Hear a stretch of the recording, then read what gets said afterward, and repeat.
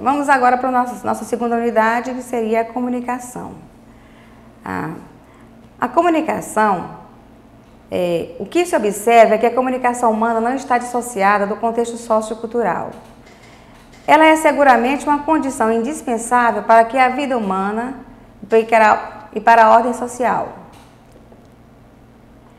A partir da década de 1980, o ingresso do jornalismo nas empresas promoveu um novo ritmo à comunicação organizacional e, com isso, as academias ou universidades foram dando vazão a cursos específicos que estimulavam a pesquisa sistemática dos fenômenos da comunicação. A década de 90 marcou-se pela necessidade da empresa de interagir estrategicamente com o meio ambiente, tendo que competir com o mercado aberto e com os novos conceitos e as novas demandas. A globalização fecundou a abertura do universo da locução e as empresas passaram a ser cobradas pela mídia especializada em assumir novos comportamentos e novas atitudes. Para crescer e se expandir, as organizações multiplicaram suas técnicas, suas especializações. Mas a determinante principal do crescimento empresarial sempre foi a comunicação. Toda organização depende para seu crescimento e prosperidade da manutenção da confiança e da sua integridade no bom senso de sua política de atuação. Seja no que diz respeito ao seu pessoal, seja no que diz respeito aos clientes, fornecedores e acionistas.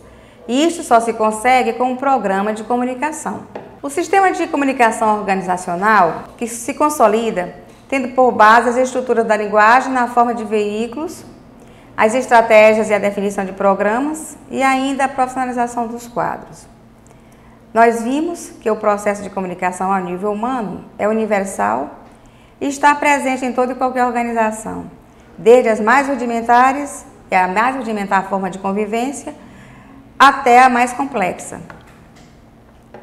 Assim, a comunicação passa a construir uma área que se envolve com as diversas formas de interação sociais, como poder, consentimento, cooperação, participação, liderança e outras formas de relação, levando em conta os aspectos relacionais com os contextos, os condicionamentos internos e externos, e bem como a complexidade que permeia todo o processo comunicativo. Agora, cabe ressaltar a diferença entre comunicação e informação. A informação ela tem o objetivo imediato de aumentar o conhecimento de quem recebe, enquanto a comunicação ela objetiva essencialmente alterar ou influenciar comportamentos, resultando assim a imagem de comunicação como um processo e a informação como um produto desse processo. A comunicação nas organizações. Bem, como se dá a comunicação nas organizações? A administração das organizações é, na sua essência, uma ampla gama de relações entre as pessoas. A viabilidade de um sistema organizacional se dá em virtude da forma de comunicação nele existente. Daí afirmarmos que a comunicação sempre se faz necessária entre as organizações.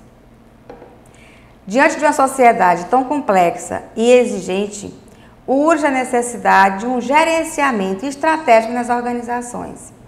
E isso se faz tendo como suporte as comunicações, no intuito de alcançar as metas de produtividade de forma mais eficiente para a melhoria da empresa. A comunicação entre pessoas dentro de uma organização, ela vai além de uma simples entonação de voz, de inflexões vocais, de gestos intencionais ou não. Ela inclui ainda uma percepção aguçada, uma capacidade de leitura boa, uma boa audição, diálogo e bom desempenho criativo. Vale lembrar que numa organização o fator da criatividade no ato de comunicar se faz muito importante e se faz mais do que necessário, principalmente na resolução de problemas em situações novas ou inusitadas e situações críticas as quais exigem esforço por parte de quem está gerenciando a empresa.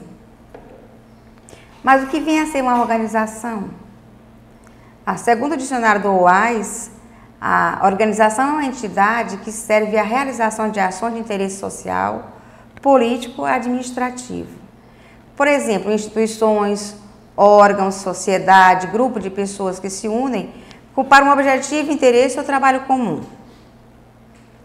Para outros autores da área administrativa, as organizações são aglomerados humanos planejadas conscientemente, que passam por um processo de mudanças, se constrói e se reconstrói sem cessar, visando obter determinados resultados. Para o professor Chiavenato, existem organizações de todos os tipos, naturezas possíveis ou imagináveis. As organizações elas podem ser públicas ou privadas, lucrativas ou não lucrativas, governamentais ou não governamentais.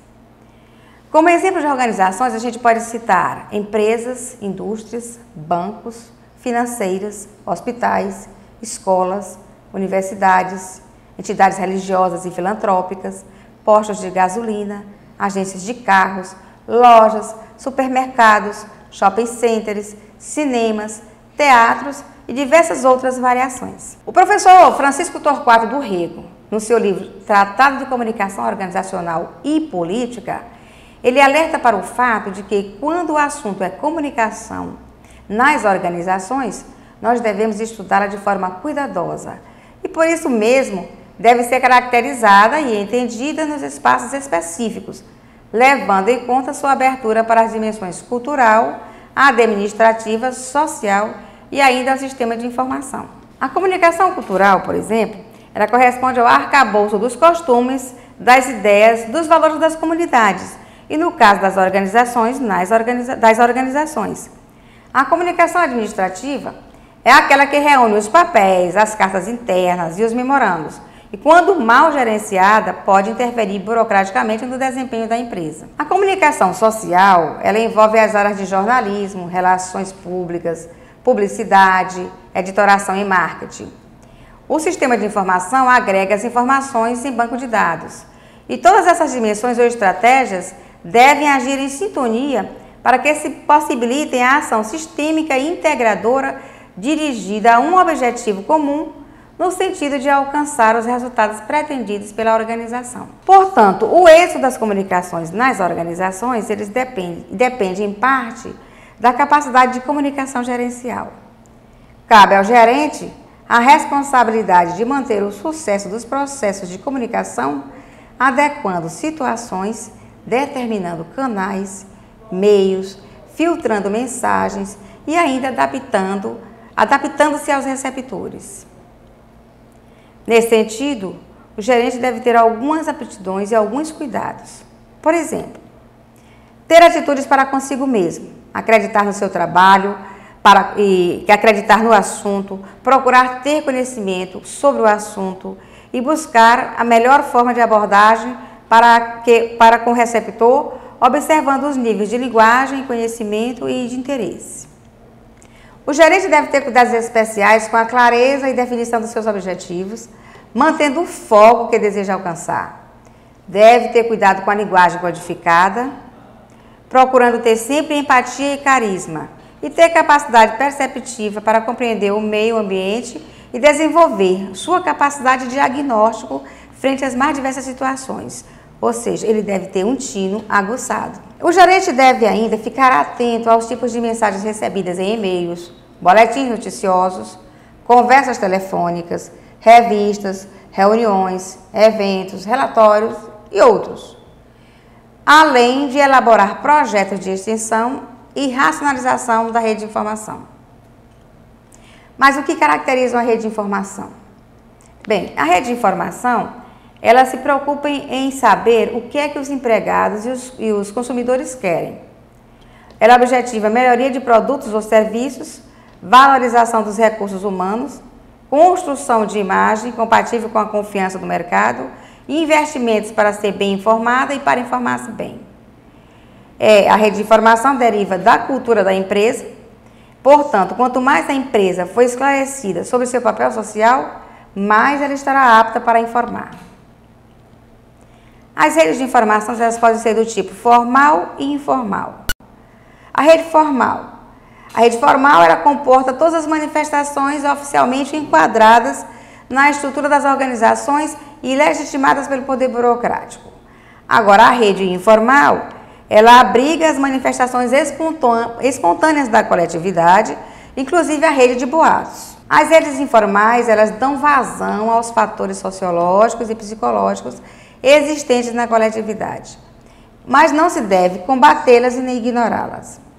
Dentre as falhas mais comuns observadas numa informação e às quais o gerente deve estar atento, estão as informações incompletas, tais como omissões de data, de local em que o documento teve origem e outras desorganizações. O outro fator a ser observado com cuidado é a falsidade nas informações. Às vezes, o emissor pode utilizar-se de informações falsas para conseguir um comportamento que ele não obteria se caso ele comunicasse a verdade. Então, é comum observar esse tipo de falseamento de informação em anúncios e propagandas. A comunicação eficiente e eficaz, ela deve ser vista como uma necessidade a ser apreendida pelo administrador e reforçada nas organizações. Então, todas as atividades de comunicação da organização, elas sintetizam o somatório que culmina numa atividade multidisciplinar com o objetivo de atingir o público interno, quais sejam os funcionários, os fornecedores, parceiros, e o público externo, formado pela sociedade em geral, governo, políticos, consumidores, formadores de opinião, clientes e acionistas. Bem, convém ainda ressaltar que as opiniões, sugestões, queixas internas e externas, elas são importantes para fortalecer decisões no âmbito da empresa, no sentido de reciclar e revitalizar a melhoria dos produtos ou serviços. A comunicação nas organizações, ela deve ser permanente e não apenas para atender situações específicas e momentâneas.